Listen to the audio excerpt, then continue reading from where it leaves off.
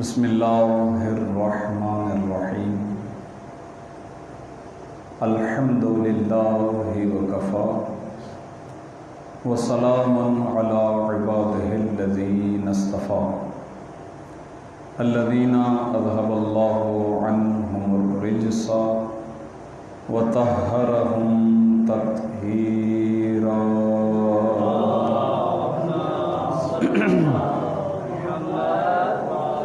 لا سیما بقیت اللہ فی الارضین روحی و ارواح العالمین لتراب مقدمہ الفدا واللعنۃ الدائمۃ علی اعدائہم اجمعین من یوم عداوتہم الی قیام یوم الدین۔ اما بعد فقد قال اللہ تبارک و تعالی فی کلامہ المجید و فرقانہ الحمید۔ بسم اللہ الرحمن الرحیم۔ یا ایہا الذین آمنوا کتب علیکم الصیام کما کتب علی الذین من قبلکم لعلکم تتقون۔ صلوات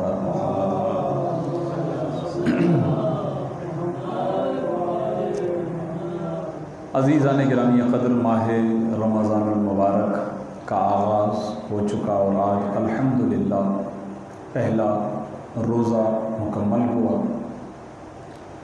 بارگاہ خداوندی میں یہ دعا ہے کہ ہمارے آج کے اس روزے کو، آج کی عبادت کو اپنی بارگاہ میں قبول فرمائے انشاءاللہ۔ ایک سلسلہ جو صدیوں سے چلتا ہوا آ رہا ہے کہ عبادت کے ایام میں بالخصوص قرآن کریم کے حکم کے مطابق، کہ جہاں قرآن میں پروردگار عالم نے ارشاد فرمایا ہے کہ ذکر کرنا مومنین کو نفع دیتا ہے، فائدہ دیتا ہے،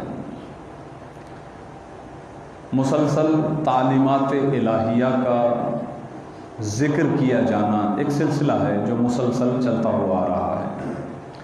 جسے ہم اب درس کا نام دیں یا مجلس کا نام دیں، یہ مختلف نام ہیں، البتہ ہے سب کچھ ذکر، اور یہ ذکر اسی لیے ہے تاکہ ہمیں مسلسل نفع اور فائدہ ہوتا رہے، چونکہ یہ طبیعت انسانی ہے، لوگوں کے ساتھ، دنیا کے ساتھ زندگی بسر کرتے ہیں تو دنیا کا رنگ جو ہے وہ ہم پر غالب آ جاتا ہے، جبکہ خدا یہ چاہتا ہے کہ میرے بندوں پر میرا رنگ غالب رہے۔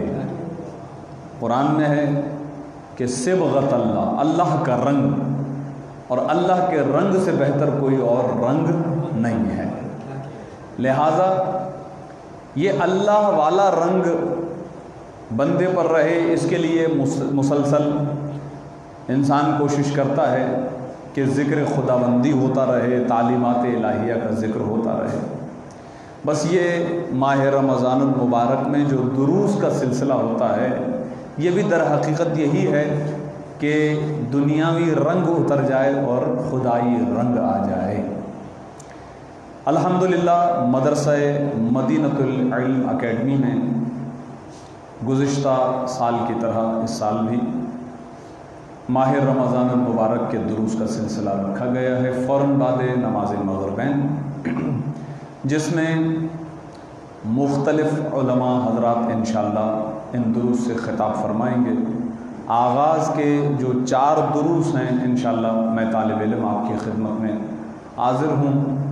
انہی دروس میں انشاءاللہ مدرسہ حاضہ کے جو سرپرست اعلیٰ ہیں حجت الاسلام والمسلمین قبلہ مولانا علی ناصر مہدوی حفظہ اللہ بھی دروس انشاءاللہ دیں گے۔ چونکہ آغاز ہے تو کچھ باتیں مقدماتی آج پہلے درس میں آپ کی خدمت میں پیش کریں گے۔ آج سے تقریباً 3 دن قبل جو اسی مدرسے میں جمعے کے روز مجلس اعزا ہوتی ہے، جس سے خود آغا صاحب خطاب فرماتے ہیں، اور پچھلے جمعے کو مجھے شرف ملا تھا کہ میں نے اس مجلس اعزا سے خطاب کیا، تو اس میں نے استقبال ماہ رمضان المبارک کے عنوان سے رسول خدا کے مشہور و معروف خطبے، یعنی خطبہ شعبانیہ، اس کو میں نے مکمل پیش کیا تھا، ترجمہ پیش کیا تھا، وہ چونکہ ہے بھی ماہ رمضان کی فضیلت کے سلسلے میں۔ ایک اور خطبہ بھی ہم تک پہنچا ہے ماہ رمضان کی فضیلت میں، اور اس خطبے کو خطبہ رمضانیہ کہا جاتا ہے۔ اس خطبے کو خطبہ شعبانیہ کہنے کی وجہ یہ ہے کہ وہ شعبان کے مہینے میں اللہ کے رسول نے خطاب فرمایا تھا، اگرچہ اس میں بھی ماہ رمضان کے ہی متعلق اللہ کے رسول نے بیان فرمایا ہے۔ اور یہ خطبہ جس کا میں آپ کی خدمت میں اب ذکر کر رہا ہوں، خطبہ رمضانیہ، یہ آپ کے اور میرے مولا امیر المؤمنین علی ابن ابی طالب علیہ الصلوۃ والسلام، اللہم صلی علی محمد، مولا نے اس خطبے کو ارشاد فرمایا ہے۔ اور اس خطبے کی جو روایت ہے وہ شیخ صدوق علیہ الرحمہ کی ایک مشہور کتاب ہے، مناقب اشہر الثلاثہ، 3 مہینوں کے فضائل اور مناقب۔ وہ 3 مہینے ماہ رجب ہے، ماہ شعبان ہے اور ماہ رمضان ہے۔ اس سلسلے میں جو روایات انہوں نے جمع کی ہیں ایک ہی کتاب کے اندر، اور تینوں مہینوں کی فضیلتیں بیان کی ہیں، اس میں جب انہوں نے ماہ رمضان کی فضیلت بیان کی ہے تو حدیث نمبر 101، یہ ایک طولانی روایت ہے۔ انہوں نے پہلے سلسلہ سند کو نقل کیا ہے، اور سلسلہ سند کے نقل کرنے کے بعد انہوں نے یہ روایت چھٹے امام یعنی حضرت امام جعفر صادق علیہ الصلوۃ والسلام، اللہم صلی علی محمد وآل محمد۔ عام مجلسوں میں ہم یہ کہتے ہیں کہ اس سے بھی بہتر صلوات آپ پڑھ سکتے ہیں، لیکن ماہ رمضان میں ہم یہ نہیں کہہ سکتے۔ اس کی وجہ یہ ہے کہ بہرحال سارا دن آپ روزہ رکھ کے افطار میں بیٹھیں، تو افطار کے بعد مولوی صاحب کو زیادہ دیر سننا یہ خود ایک مشکل کام ہے، لہٰذا ہم آپ کو اذیت میں اور زحمت میں مبتلا نہیں کریں گے۔ اختصار طلب وقت کے اندر چونکہ یہی وقت ہوتا ہے، خاص طور پر افطار کا وقت جو ہے وہ بہت زیادہ جو ہے حساس وقت ہے پروردگار عالم کی بارگاہ میں عبادات کی غرض سے، لہٰذا اسی لیے ہم نے دروس کا سلسلہ اس طرح کیا۔ اب بس اگر آپ توجہ سے سن رہے ہیں تو یہ بھی کفایت کرتا ہے۔ تو ہمارے ہاں ایک بس صحیح، جزاک اللہ، بس ہو گیا، صحیح، جزاک اللہ۔ تو یہ ایک ایسا وقت ہے کہ بہرحال اس میں اگر مطلب توجہ سے اگر سنے بھی بندہ تو بہت بڑی بات ہے انشاءاللہ۔ تو یہ خطبہ جو ہے یہ چھٹے امام سے منقول ہے، اور امام نے ارشاد فرمایا کہ ایک دن امیر المؤمنین نے ماہ رمضان المبارک کی پہلی تاریخ پر مسجد کوفہ میں ایک خطبہ ارشاد فرمایا ہے۔ یہاں سے یہ روایت شروع ہوتی ہے، اور آج پہلی تقریر میں یہ حوالہ دیتا ہوا آگے بڑھ رہا ہوں کہ اسی خطبے کے راؤنڈ اباؤٹ ہماری گفتگو ہوگی انشاءاللہ، اسی کے اطراف میں، اور انہی کے اندر جو مطالب بیان کیے گئے وہ آپ کی خدمت میں بیان کیے جائیں گے۔ لیکن اس سے پہلے چونکہ آج پہلا روزہ ہے تو چند ایک باتیں ایسی ہیں جو گویا کہ بڑی اہمیت کی حامل ہیں، جن میں خاص طور پر ایک چیز کو ملحوظ نظر رکھنا ہے، وہ یہ کہ یہ جو ظرف ہے، یہ جو وقت ابھی چل رہا ہے ماہ رمضان المبارک کا، یہ کوئی عام وقت نہیں ہے، یہ نہایت ہی پاک و پاکیزہ مقدس ظرف ہے۔ اگر آپ دیکھیں تو خطبہ شعبانیہ میں بھی جملے یہی تھے، اور انشاءاللہ خطبہ رمضانیہ کے جو اندر جملے ہیں وہ بھی ایسا ہی ہیں۔ امیر المومنین نے بھی یہ ارشاد فرمایا کہ دیکھو پہلے تو اس کے وقت کی اہمیت کا خیال رکھنا، یہ عام جو باقی 11 مہینے ہیں اس کی طرح نہیں ہے۔ دیکھیں وقت تو ویسے ہی قیمتی ہے، ہمارے یہاں محاورے ہیں بہت زیادہ کہ گیا وقت پھر ہاتھ نہیں آتا، اور وقت جو ہے وہ سونے سے زیادہ قیمتی ہے، وہ سونا گولڈ والا سونا اس سے زیادہ قیمتی ہے۔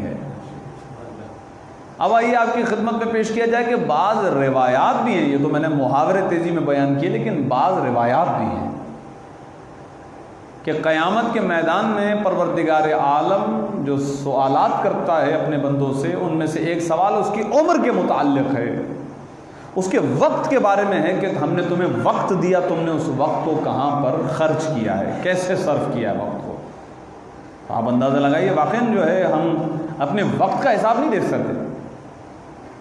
اسی لیے ائمہ معصومین نے ہمیں یہ تعلیم دی ہے کہ جب خدا کی بارگاہ میں تم دعا کے لیے ہاتھ اٹھاؤ تو یہ کہو کہ ربنا عاملنا بفضلک، پروردگار قیامت کے دن جب تو ہم سے سوال و جوابات کرے، جب تو ہم سے حساب و کتاب لے، تو فضل کے ذریعے سے، رحمت کے ذریعے سے حساب و کتاب کرنا، ولا تعاملنا بعدلک، عادل بن کر ہم سے حساب و کتاب مت لینا۔ اب خدا کی عدالت کیا کہنے ہیں، اس کی بارگاہ میں کیسے جواب ہم دے سکتے ہیں سیکنڈ کا کہ جو ہم نے بیکار کاموں کے اندر صرف اور خرچ کر دیا ہے۔ تو وقت سب سے اہم چیز، وقت ویسے ہی وقت قیمتی ہے۔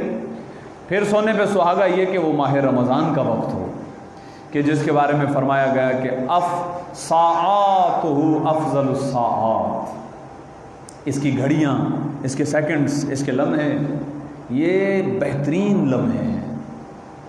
آپ کا جو ثواب ہے، اجر و ثواب ہے، وہ ملٹی پلائی ہوتا رہتا ہے، مسلسل ملٹی پلائی۔ آپ کا عمل ایک عمل نہیں ہے۔ ابھی ماشاءاللہ آپ نے مغربین کی نماز ادا کی، یہ ایک نماز نہیں پڑھی آپ نے، آپ کی ایک مغرب کی نماز نہیں تھی، 70 مغرب کی نمازیں آپ نے ابھی ادا کی ہیں۔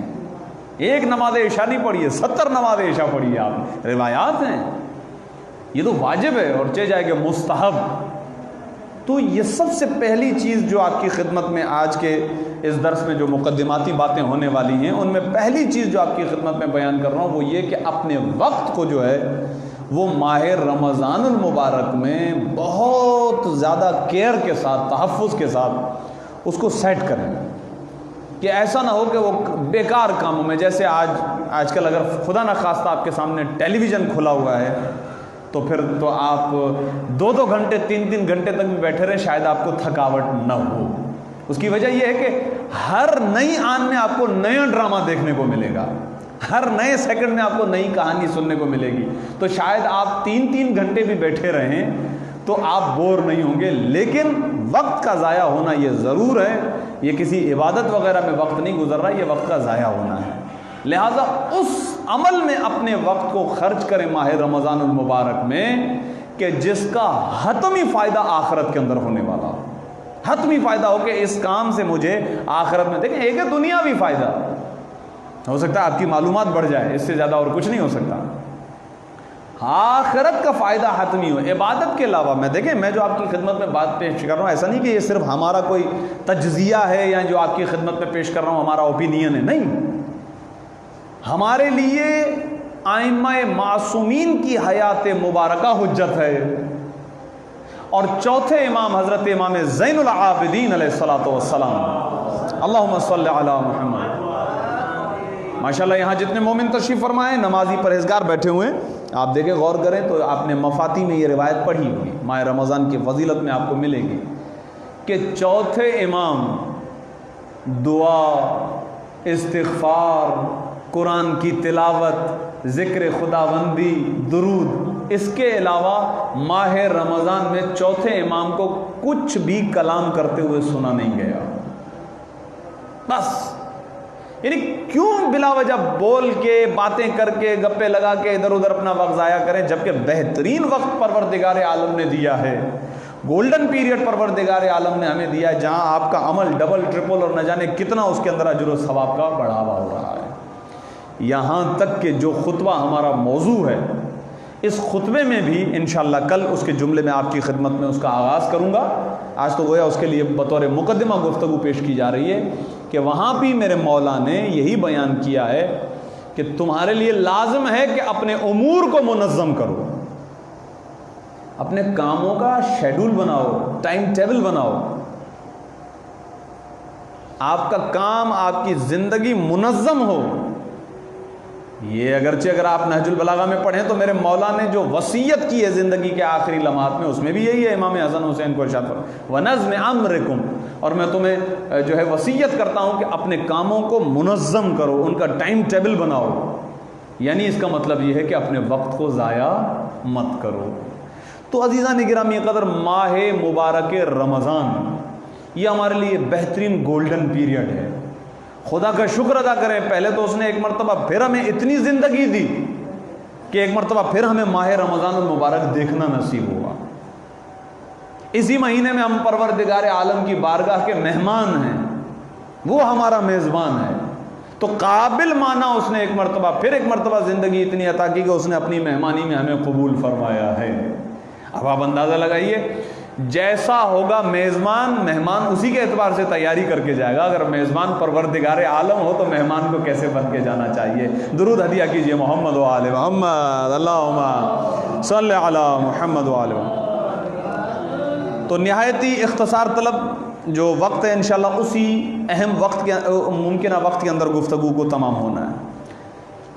پھر آپ کو ایک تو یہ ہو گیا کہ آپ اپنے وقت کو مینٹین کریں گے، بیٹھ کے ٹائم شیڈول بنائیں، پورا ٹائم ٹیبل ہونا چاہیے، اس ٹائم پہ مجھے یہ کام، اس ٹائم دیکھیے آپ دیکھیں تو کتنا وقت میں برکت ہے۔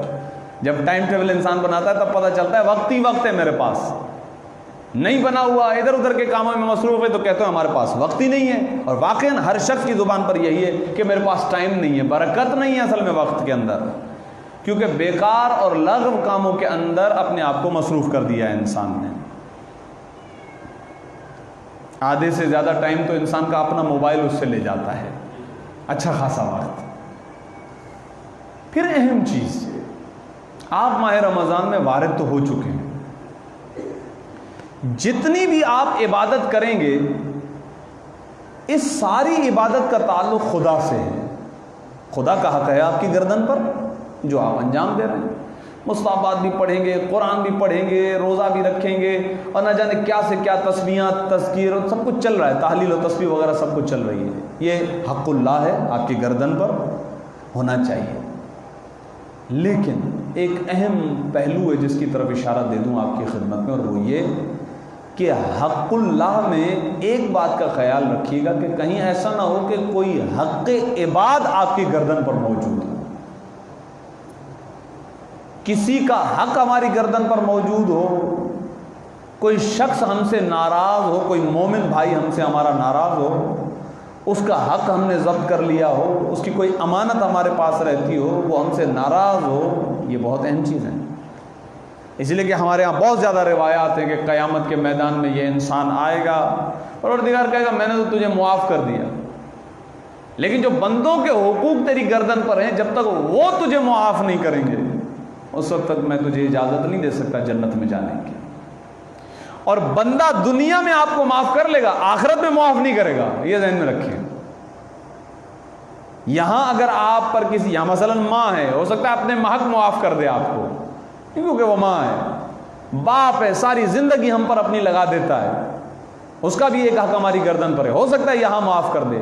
لیکن عزیزان گرامی قدر، قیامت وہ سخت مرحلہ ہے جہاں ماں باپ بھی اپنا حق نہیں چھوڑیں گے۔ یوم تفر المرء من اخیہ، قرآن ہے، وہ ایسا میدان ہے کہ جہاں پر ایک انسان اپنی ماں سے، اپنے باپ سے، اپنے بھائی سے، اپنی بیوی سے، اپنے بچوں سے بھاگے گا۔ کیوں بھاگ رہا ہے؟ کہ کہیں یہ آ کر مجھ سے کوئی نیکی کا مطالبہ نہ کر دے۔ ہیں روایات کہ آپ جائیں گے اور جا کر کہیں گے کہ بھائی دنیا میں جو ہے وہ یہ مسئلہ ہو گیا تھا، اب یہ ہو رہا ہے، وہ کہے گا ٹھیک ہے کوئی مسئلہ نہیں ہے، میں قبول کر لیتا ہوں، آپ اپنی ایک نیکی مجھے دے دیں۔ وہاں ہمیں نیکیوں کی ہی تو ضرورت ہے، تو وہ کیسے آپ کو نیکی سے دے سکتا ہے جبکہ اسے اس میدان میں خود نیکی کی ضرورت ہے، وہ آپ کو کبھی بھی نہیں دے سکتا نیکی۔ لہذا یہاں آپ حق اللہ یا حقوق اللہ میں وارد ہو رہے ہیں، مسلسل عبادت کر رہے ہیں، ٹھیک، لیکن اطراف میں نظر گھمائیے جتنے آپ کے ساتھ تعلقات کے اندر ہیں، آیا وہ سب آپ سے راضی ہیں؟ یہ بڑا اہم مسئلہ ہے۔ اور اگر نہ بھی راضی ہوں تو کسی طریقے سے ان تک پیغام رسانی کر کے ان سے رضامندی لے لیجئے تاکہ آپ کی عبادتیں قبول ہوں۔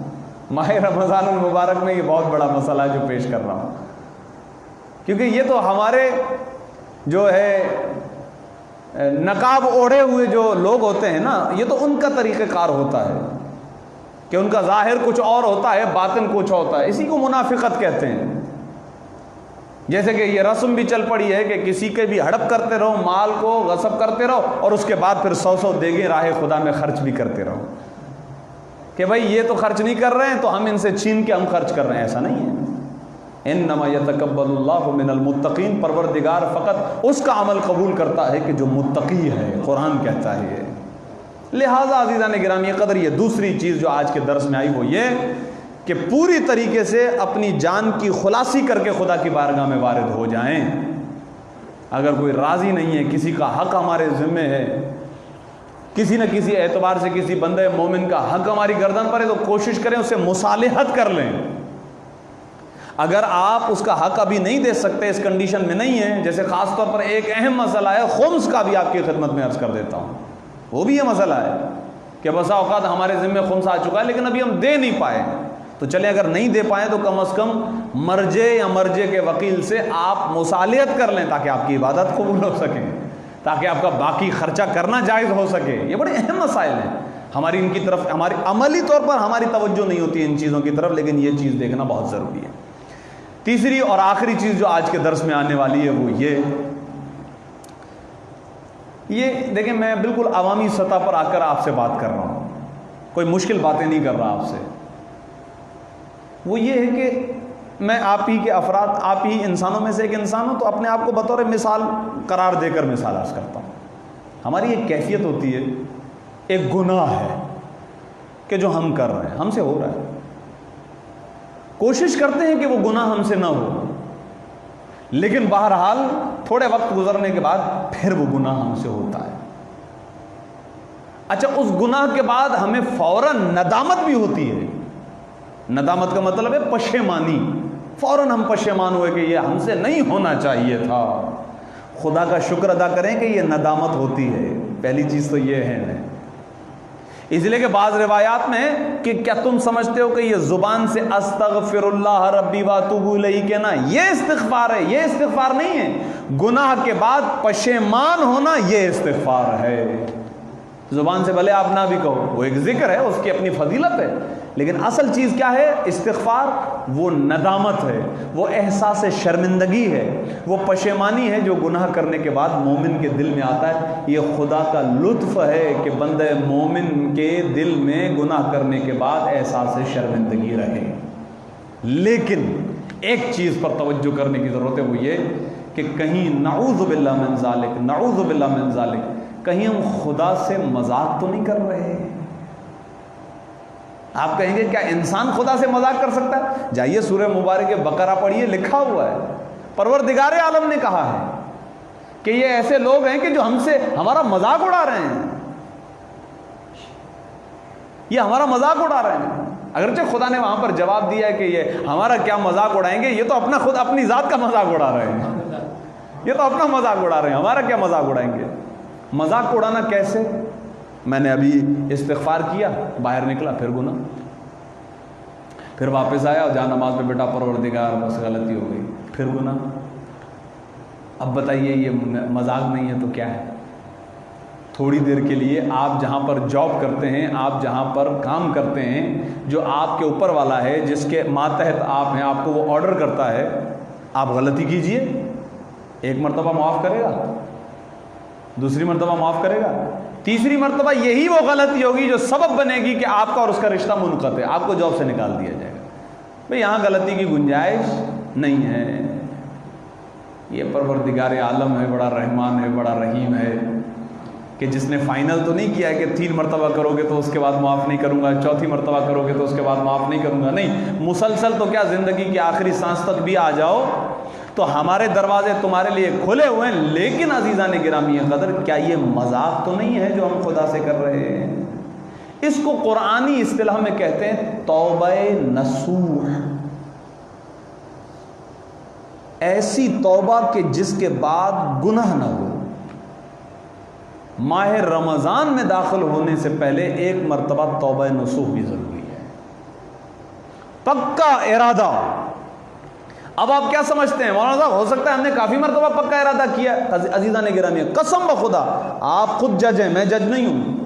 آپ اپنے دل میں امام زمانہ کو بھی حاضر و ناظر جانیے گا، اہل بیت کو بھی حاضر و ناظر جانیے گا، خدا کو حاضر و ناظر جان کے پھر پکا عہد کریں اپنی ذات سے کہ آج کے بعد یہ گناہ جو بار بار ہم سے ہو رہے تھے ہم نہیں کریں گے. قسم بخدا روایات ہیں کہ جو مومن دل سے پکا ارادہ کرتا ہے، آئندہ جب بھی گناہ سامنے آ جاتا ہے تو خدا خود اسے اس گناہ سے محفوظ کر لیتا ہے، خدا بچاتا ہے. ہیں روایات بہت زیادہ ہیں میرے ذہن میں، انشاءاللہ میں کبھی آپ کی خدمت میں پیش کرتا رہوں گا. روایات ہیں، ایسے بات نہیں کر رہا میں آپ کی خدمت میں کہ خدا کیسے بچا لیتا ہے. اب ایک روایت آپ کی خدمت میں آئی تو اگر آپ کا ذوق بیدار ہو تو ہدیہ کر دیتا ہوں آپ کے پاس. مثلا درود ہدیہ کیجئے محمد و آل محمد، اللہم صلی علی محمد و آل محمد. 3 سے 3.5 منٹ رہ گئے ہمارے پاس کہ مثلا آغائے دستغیب شرازی نے سورہ مبارک واقعہ کی تفسیر میں اس کو لکھا ہے. انہوں نے کہا کہ نامحرم پر نگاہ کرنا، نامحرم کو دیکھنا عادت بن جاتی ہے، پھر توبہ کرتے ہیں پھر عادت بن گئی. اب اس سلسلے کی روایت ہے کہ جب وہ آپ کے سامنے نامحرم اگر کوئی آ جائے، ایک مرتبہ پکا ارادہ یہ کہ پروردگار عالم مجھے دیکھ رہا ہے، میرا زمانے کا امام مجھے دیکھ رہا ہے، ائمہ معصومین حاضر و ناظر ہے، مجھے دیکھ، میں نہیں دیکھوں گا. اب انہوں نے ایک عجب کیفیت لکھی ہے، وہاں پر روایت لکھی ہے جس کا مفہوم پیش کر رہا ہوں بڑی تیزی سے. نامحرم سامنے آپ گزر رہے ہیں، آپ نے نہیں دیکھا، گردن جھکی ہوئی ہے، آپ نے اپنے نفس کو ضبط کیا، گزر گئے. یہ بہت باریک پہلو ہے، اس پہ توجہ فرمائیے گا. جب آپ نامحرم کے پاس سے گزر گئے اور نہیں دیکھا، آپ نے اپنے نفس پر ضبط کر لیا، نہیں دیکھا، جیسے ہی آپ گزر گئے اب اس کے بعد آپ اپنے دل کی طرف پوری توجہ کیجئے گا، آپ کو ایک سرور، ایک لطف محسوس ہوگا. پوری توجہ فرمائیے گا. یہ سرور ہے کیا؟ بڑی باریک بینی ہے. کہا وہ جو تم نے اپنے نفس پر ضبط کیا، نہیں دیکھا، اس کے نتیجے میں آپ محسوس کریں گے، آپ کے قلب کے اندر ایک سرور، ایک خوشی، ایک لطف آئے گا، دل ٹھنڈا ہو جائے جسے کہتے ہیں. اپنے آپ سے دیکھیں، ایک مرتبہ تھا گناہ کا لطف، ایک مرتبہ ہے گناہ سے بچنے کا لطف. دونوں لطف ہیں. گناہ والا لطف ایسا ہے کہ گناہ ختم ہو گیا، اثر باقی رہتا ہے کیونکہ اس کا عذاب بھگتنا ہے. لیکن یہ دیکھیں، یہ ایسا لطف ہے کہ جس کے اثرات بظاہر ہمیں دکھائی نہیں دیتے. جب پوچھا گیا یہ لطف کیسا ہے کہ اس انسان نے اپنے نفس پر ضبط کیا، گزر گیا، نامحرم کو نہیں دیکھا، دل میں یہ جو سرور آیا ہے، یہ سرور کس چیز کا ہے؟ تو اسے جواب دیا گیا، اس نے جو اپنے نفس پر ضبط کیا اور وہ پورا ٹائم پیریڈ اس نے پاس کر لیا، نکل گیا، نامحرم گزر گئی یا آگے بڑھ گیا، نہیں دیکھا، جس وقت اس کے دل میں سرور آ رہا ہوتا ہے، یہ عین وہی وقت ہوتا ہے کہ پروردگار عالم جنت میں ایک نور کے، ایک حور کے ساتھ اس کا نکاح پڑھ رہا ہوتا ہے. یہ اثر ہے اس کا، یعنی جنت میں اس کے لیے انعام تیار ہو رہا ہے. تو چونکہ اس کے لیے ایک حور کے ساتھ نکاح پڑھا گیا، اس کی خوشی ہے جو اس کے دل میں محسوس ہو رہی ہوتی ہے. درود بھیجیے محمد و آل محمد، اللہم صلی علی محمد و آل محمد. تو عزیزان گرامی قدر، یہ ایک مثال تھی جو میں نے آپ کی خدمت میں عرض کی. انسان وقتاً فوقتاً دنیا میں چونکہ زندگی بسر کر رہا ہے تو مختلف گناہوں سے دوچار ہوتا رہتا ہے. لہذا حتی الامکان ماہ رمضان میں داخل ہوتے وقت ایک چیز کا خیال رکھنا ضروری ہے، اور وہ یہ ہے کہ ایک ارادے کے ساتھ، ارادہ مصمم کے ساتھ، کیونکہ روزہ واجب ہی اس لیے ہے تاکہ آپ پرہیزگار بن جائیں، تاکہ آپ متقی بن جائیں، تاکہ آپ خدا کی بارگاہ کے مقرب بن جائیں. انشاءاللہ سلسلہ گفتگو اسی طرح جاری و ساری رہے گا. پروردگار سے دعا کرتے ہیں کہ خدا تجھے اس مقدس مہینے کا واسطہ ہے، یہ جتنی باتیں ہم نے سنی ہمیں ان پر عمل کی توفیق عطا فرما. تو گناہوں کو بخشتا ہے اور ہر دن لاکھوں ایسے بندوں کو بخش دیتا ہے کہ جن پر جہنم واجب ہو چکی تھی.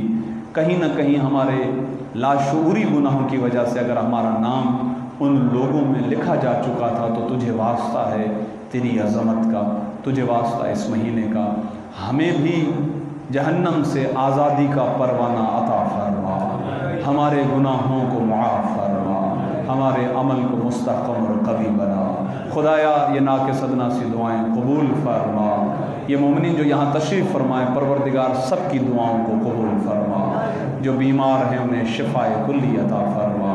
جو پریشانیوں میں الجھے ہوئے ہیں خدایا انہیں پریشانیوں سے نجات عطا فرما. ہماری تمام دعاؤں کی منتہا ایک دعا، ہمارے مولا واقع حضرت امام زمانہ کے ظہور میں تعجیل فرما، ہمیں امام کے اعوان اور انصار خاص میں شمار فرما۔ ربنا تقبل منا انک انت السمیع العلیم، ما شاء اللہ لا حول ولا قوة الا باللہ العلی العظیم۔